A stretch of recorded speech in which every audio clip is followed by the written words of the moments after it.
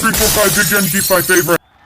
What's up, nerds and nerdettes and wee little nerdlings all?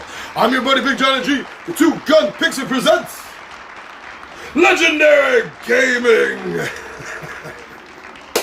Alright, so we have another Big Johnny G's 5 favorite. Actually, this is 10 favorite, but it's done in 2 parts. So today's episode is 5 favorite. And this is 5 favorite games that I can't win, but I still love playing. I'll tell you why I think I haven't won them yet, and I'll tell you why I keep playing them. I'll see you down at the table. But before I see you down at the table, I just want to remind you that we still have our monthly contest going on. Here, this right here is a copy of the game we are giving away, London by Osprey Games. A card game about rebuilding London after the Great Fire of 1666.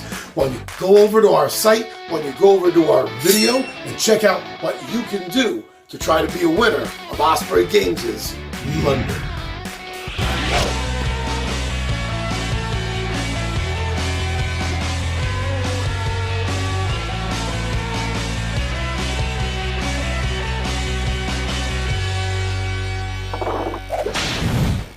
So yes, welcome to this first half of my list.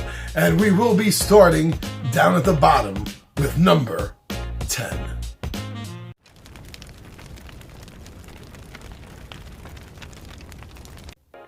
The number 10 game sitting all the way down at the bottom of my games that I have not yet won, that I haven't beaten. Number 10 game, the one sort of at the base, supporting the rest. And that's going to be Dice and Dragons, Elad Goldstein's Dice and Dragons by Golden Egg Games.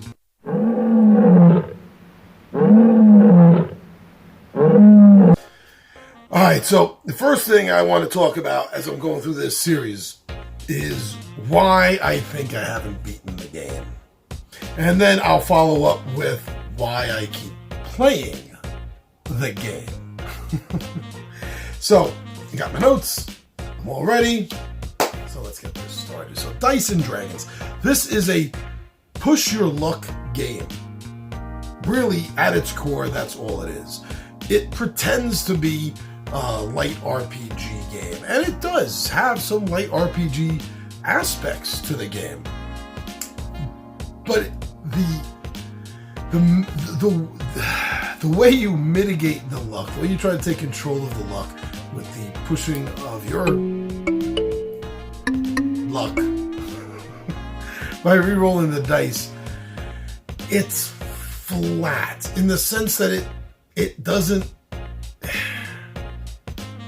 give anything but that pure random chance, and this game feels like it deserves more than that. And I just keep getting bad rolls. Yes, I do also kind of, I guess, make not the best choices as to when to roll for what and trying to go for which skill I want to be able to activate. So I'm going to need certain dice for that. So yes, part of it is my fault on that, and I take blame for it. But overall, the level of push your luck in this game is just so much that I feel that more than half of it is really luck's fault. I also kind of wish that the characters each change something up. Yeah, they all have their own set of skills, and different die rolls are going to get off different skills between the various heroes that you're using. But none of them have anything special. Like maybe the cleric once per hunt can change a die, any die, his or another player's, because they're magic, they're divine, right? They're the will of the gods.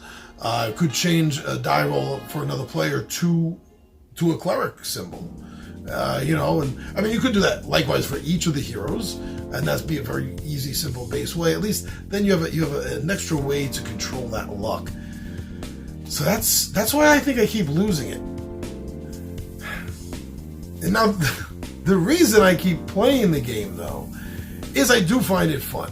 Even though I keep losing, I enjoy this hunt aspect in the game. I like having my little party of familiar characters, and I'm going to keep playing it until I win. Yeah, that's probably another reason that I'm playing it so much, is because I want to have that win. I finally want to have it under my belt. It's going to be such a feeling of accomplishment when that happens. If you just quit, then you're never going to get that feeling. And you're never going to know, not if you could beat it, but how and when you're going to beat it. I think that keeps drawing me back probably to all the games on this list. But, in particular, I like this because it does have a really super stripped down, basic, old school D&D feel. And I don't mean Dice and Dragons. It really does. I mean, it's superficially, there, I guess, but it harkens something to me, and that's why I keep playing it. So that's my number 10, Dice and Dragons.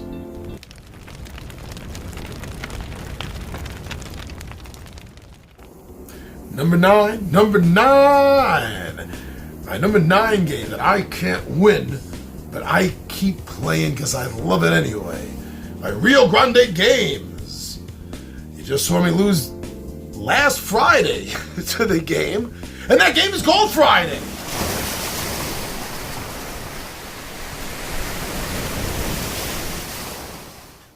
Yeah, a game where it's based on Defoe's Robinson Crusoe, and you're playing Robinson, but you're also kind of playing his man Friday in the background, and you're purposely losing certain turns to lose bad cards from your deck and get better cards. Really interesting. I love this system. Why have I not won it yet? And it's not just me. Tommy V hasn't won a game of it either yet. Why? Bad decisions. That's really what it comes down to. Is this is what I feel. I haven't found my rhythm, my stride with that game, as far as knowing when to balance my chances and the odds for accomplishing this, as opposed to taking it easy and going for something I think I have a pretty good chance of handling. Now, the last game, I think I really had an improvement on getting bad cards out of my hand. I started off early and I was getting pretty good at that. So I think I'm good with that. I really have to learn how to balance when to do which missions, because you get that choice of 2. Every round you get the choice of 2 missions that you can do. And maybe I haven't been pushing myself at the right times. I've been holding myself back a little bit. So the next time I play the game, it's not that I'm going to be more aggressive. I don't see it that way. It sounded that way. I realized after I said it, it sounded that way. But no, I don't mean that I'm going to be more aggressive in my style. I don't think that's going to work. At least not early on anyway. No, I mean, I have to be more strategic. A little aggressive, but more strategic than anything else. And that's where I'm going to find the balance. So that's what I'm going to try next time. Why do I keep playing the game? Because I know I can beat it. I know I can beat this game. It's a matter of time. When am I going to do this? I like the theme of the game. It's high adventure without being high adventure, so to speak. And I use that term a lot because I do really enjoy that genre. I find it very thrilling. And this, based on, the book, and for such a simple game with a simple mechanic of really just drawing from one of 3 decks, it does a fairly good job of giving you the feel of Defoe's novel, I think. And you would never expect that from such a small game, but it delivers that. And so therefore, I have more fun playing the game because of that. I think that's why I keep playing it. But ultimately, I know I can beat it. I'm going to beat it. And I'm going to do it on camera. At this point, I don't think I want to play it unless it's on camera anymore, because when I finally do beat it, I want proof. I want people to say, okay, I saw it, you really did it. Because my track record is not going to be very believable if it's not on camera.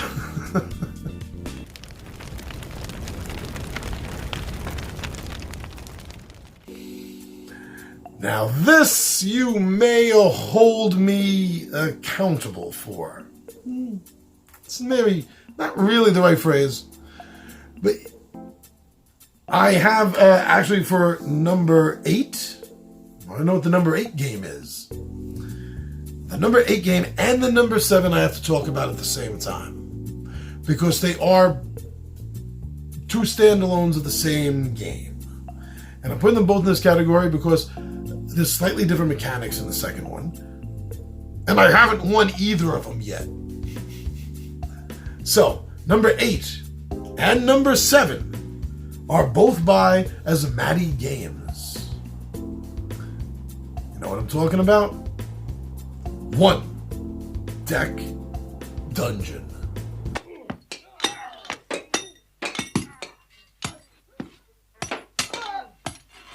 And the Forest of Shadows, second one, the standalone. So if you don't know, these games are 1 or 2 players. If you have 2 decks, or if you have one of both the core and the Forest of Shadows, you can play up to 4 players in this game. But this game really shines as a 1 or 2 player game. And I think it shines equally for both, because there is a side for 2 players on the card and there's a side for 1 player, so it kind of balances out the difference a little bit. And this is literally 1 deck. 1 deck runs this entire game. Other than your character card, 1 deck runs the monsters, it runs the time, it runs the boss, it handles everything. Hence the name. Aptly named, actually. The second game introduces a new mechanic of poison, and that really kind of takes the danger level up a couple of notches. I did not like that. I haven't won this game. I think I haven't won this game because the combination of luck from the dice, because this is a dice chucking game, even though it's a card game, 1 deck dungeon, it really, it's driven by the dice rolls. It's totally driven by that. And every class has different numbers of different types of dice. Whether it's your agility dice, your combat dice, your magic dice, and each of the different characters in their class has a different amount and mix of those dice. So that kind of gives you a good balance. I don't think that I have been handling in this game how I deal with the monsters, because you can flee. I hardly ever do that. You can go back to the room once, but once you go back, you can't flee again. Because there are going to be encounters that you can't handle, but you will be able to handle them later on. And I think I need to flee a little bit more. And the other problem I have, looking back at a couple of these, is I haven't been utilizing my skills enough. Every character has a skill that can be, usually in most cases, activated once during an encounter. And sometimes it's free, sometimes it costs you a skill die, sometimes it costs you a number of points on die rolls. Different factors come in for different variations of your skills that you have available to you. You start with 1, but you can get more as rewards as you defeat encounters. I haven't been using them well enough. I haven't been using them often enough. And that's really been holding me back, because that's part of the game that's put there for the very reason of helping the hero or heroes that are, delving this dungeon. So it's a whole resource that I've just let slide away. I'm going to have to remember that next time. Why do I keep playing this game? Because this is really a good classic dungeon delve feel. Without having to get my RPG tomes off the shelves and my tiles and my miniatures. I can play this by myself. I can play this with Tommy V or T-Bone or Argon Al. It's like one-on-one, we can do this. This feels fun. The old school style. I'm just going into the dungeon, man. And just kicking down doors. Slaying some monsters. Wow, this is beginning to sound like Munchkin now. And actually does have that Munchkin appeal to it without the take that factor in the game. This game is calling me back all the time. I'm going to master the first one. I'm going to put shadows aside. I may use some of the heroes from it because they are interchangeable. But I'm going to practice on just beating the core game first. And after that, I'll deal with the second game and all the poison stuff. So yeah, I'm going to do this. Keep losing to it. I'm going to do it. Yeah. 2 games. They both deserve to be on this list.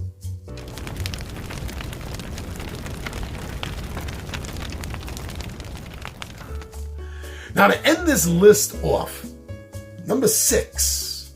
The number 6 slot is a game designed by Matt Leacock. You may have heard his name recently from me because Forbidden Sky, he does the Forbidden series for Game Right. Forbidden Island, Forbidden Desert, and the new Forbidden Sky. We just did a live playthrough of it last weekend. A lot of fun. Love everything Matt does. So he did a game for Z-Man Games based on their Pandemic series. Pandemic, Reign of Cthulhu.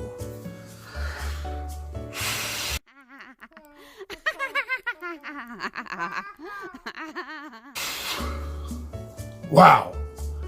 Now, Pandemic is a tough game by itself. Having to control the outbreaks of the diseases around the world, you can find a rhythm. It usually doesn't last more than a couple of rounds, though, before things start to explode again on you.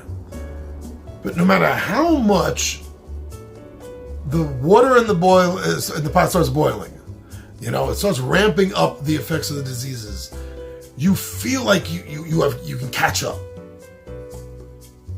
I haven't felt that in Reign of Cthulhu yet. It is smaller in the sense, not just that it deals with Arkham and the surrounding areas instead of the entire world, but it feels smaller because there's kind of less things to try to control, less than the disease cubes in the basic Pandemic game. But the fewer things that you have out, the cultists and the really few Shoggoths, it is really, really bad when they start multiplying and start going through gates, and it gets worse fast. My point is, it ramps up, I feel, to a tougher degree, faster than the regular core game. And that's why I think I keep losing it. I can't catch up to it. And it's not just me. So far, everything on this list, and part 2 for next week, all soloing games. I'm talking about games I solo and I lose. And that's true with Reign of Cthulhu. But me and the 20-Sided Warriors have tackled it as a team. And we've lost several times. We haven't won this game as a solo or as a group effort. This game keeps devouring us, which is fitting for this game. We're going to beat this. Why do I and the 20-Sided Warriors keep playing this? Why do I keep putting it down for a solo game? Why do we keep breaking it out for a whole cooperative game? Because this game is so much fun. We really do enjoy playing this. And to one degree or another, we are all enjoying, I think Alex the most, we are all really enjoying trying to unlock this game, trying to figure out what it is we're doing wrong, but I think a slightly different phrase, but also right, what it is we're not doing correctly, I think is a bigger part than just what we're doing wrong. It's a subtle difference, but I hope you understand that subtle difference, because that's where I feel we're at, and that's why we keep playing this. So those are the first half. This week's 5. For games, I keep losing, but I can't stop playing. All right, everyone. Thanks for checking this out for me. If you've played these games, let me know in the comments below, especially if you've beaten these games. But you know what? If you have horror stories about losing any of these games, share them. Let's talk about how bad we can lose a game. And maybe not just these games. What is the game you have lost the hardest? The worst? Sounds of New York City or my background? What game have you lost the hardest to? Why did you go back and play it again?